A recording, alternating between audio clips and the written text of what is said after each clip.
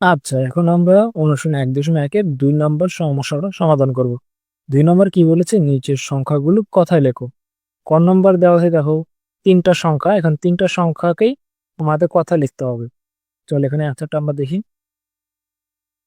দেখো এখানে আমরা অ্যান্সারটা দিছে, প্রথম সংখ্যা কয়ের কি বলছে, কি অ্যান্সারটা কি বলতে হবে, 45,789 দেওয়া।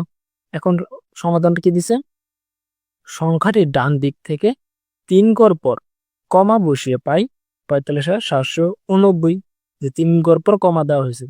তারপর কি লাগছে দেখো, এখন অযুত ও হাজারের ঘরে দুটি অঙ্ক মিলে 45 হয়, শতকের ঘরে 7, দশকের ঘরে 8 এবং একের ঘর 9 অবস্থিত। সুতরাং সংখ্যাটি কথায় প্রকাশ করলে পাওয়া যায় 45,789।